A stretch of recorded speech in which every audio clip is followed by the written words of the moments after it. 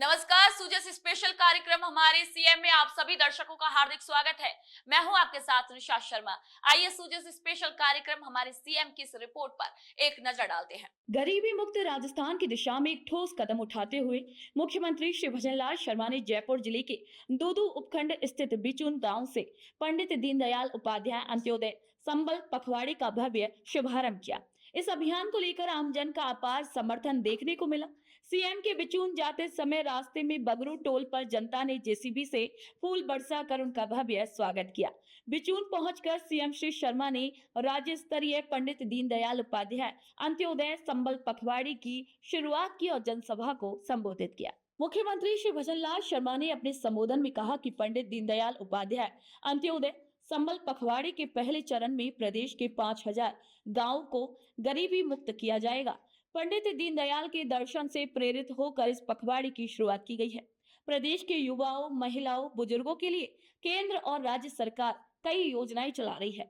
अंत्योदय शिविरों में अधिक से अधिक लोगों को इन योजनाओं का लाभ दिलाया जाएगा। इसके साथ ही सीएम श्री शर्मा ने कहा कि इस मानसून में प्रदेश भर में 10 करोड़ पौधे भी लगाए जाएंगे।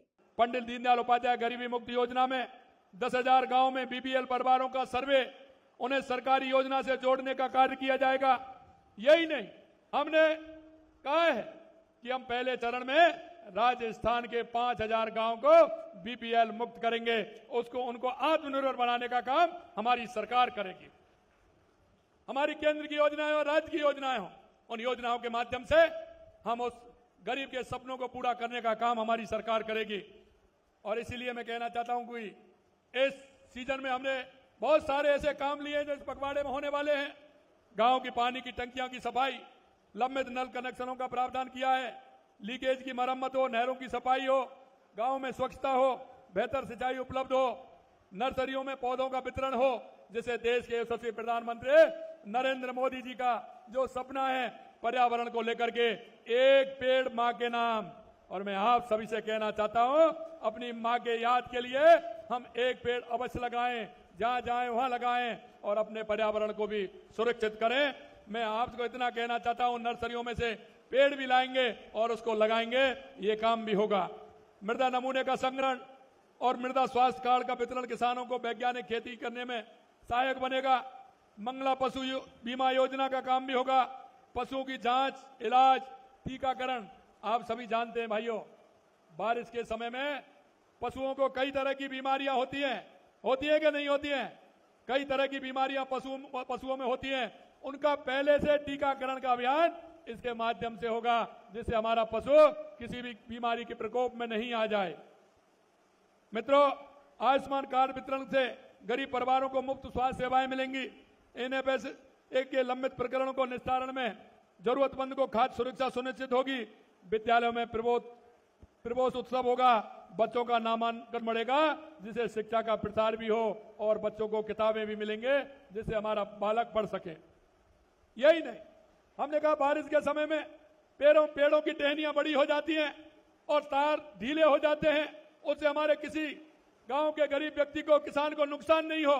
इसलिए झूलते तारों, विद्युत पोलों की मरम्मत भी की जाए, उनको सुरक्षित बिजली आपूर्ति होगी और उनके पास से उन पेड़ों की छटाई भी की जाए, जिससे उनमें बिजली का करंट नहीं आए, जिससे कोई घटना और दुर्घटना नहीं हो। ये कार्य सीधे तौर पर गरीब और वंचित वर्ग को जीवन को प्रभावित करेंगे। सबसे महत्वपूर्ण यह पखवाड़ा उन्हें विश्वास दिलाएगा कि सरकार उनके लिए काम कर रही है और उनके वर्षों से अटके हुए कार्य पूरे होंगे।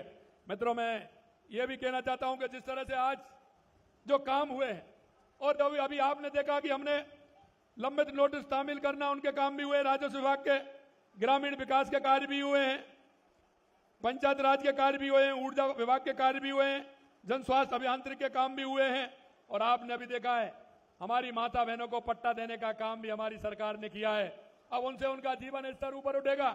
आपके पास जमीन थी, आबादी की जमीन थी, लेकिन आप रह रहे थे उसमें, लेकिन अभी अगर किसी बैंक में जाएंगे और उसके माध्यम से कोई काम के लिए लोन लेना चाहेंगे तो वो नहीं मिलेगा, लेकिन आपके पास पट्टा होगा तो बैंक से लोन भी आपको मिलेगा, जिससे आप अपने काम भी कर सकेंगे। ये काम भी हमने किया है। यही नहीं मेरे भाई और बहनों, कि अगर ठीक प्रकार से हमारे पशु धन की अगर बीमा होगा तो पशु अगर किसी कार बीमारी से जाएगा तो उसका पैसा भी हमें मिलेगा। और यही नहीं, खाद्य सुरक्षा में भी अपना नाम लिखेगा तो उसमें भी नाम हमारा बढ़ेगा। चिकित्सा का लाभ भी हमें मिलेगा। टीबी मुक्त का भी काम हमारा चल रहा है। 24 जून से शुरू हुआ पंडित दीनदयाल उपाध्याय अंत्योदय संबल पखवाड़ा 9 जुलाई तक मनाया जाएगा, जिसके अंतर्गत प्रत्येक तहसील में प्रतिदिन 2 से 3 शिविर लगाए जाएंगे। राजस्थान सरकार इसके जरिए राज्य के वंचित वर्गों को केंद्र और राज्य की जन कल्याणकारी योजनाओं से जोड़ने का काम कर रही है।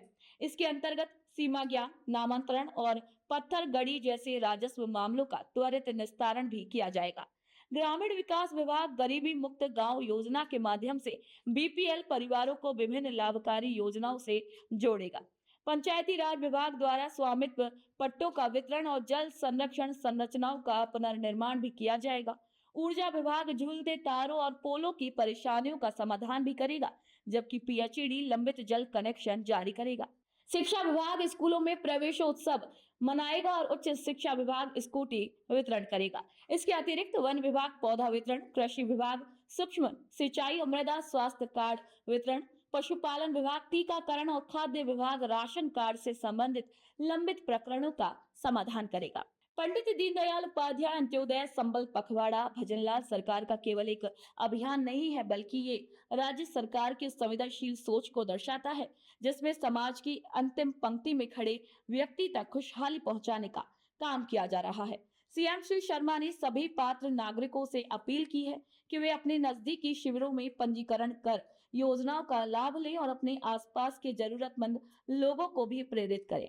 आमजन की भागीदारी से सरकार की ये पहल गरीबी मुक्त राजस्थान की दिशा में मील का पत्थर साबित होगी। तो सुजस स्पेशल कार्यक्रम हमारे सीएम में आज के लिए इतना ही। फिर आप सभी से मुलाकात होगी नई खबर, नई जानकारियों के साथ। तब तक के लिए मुझे दीजिए इजाजत। नमस्कार।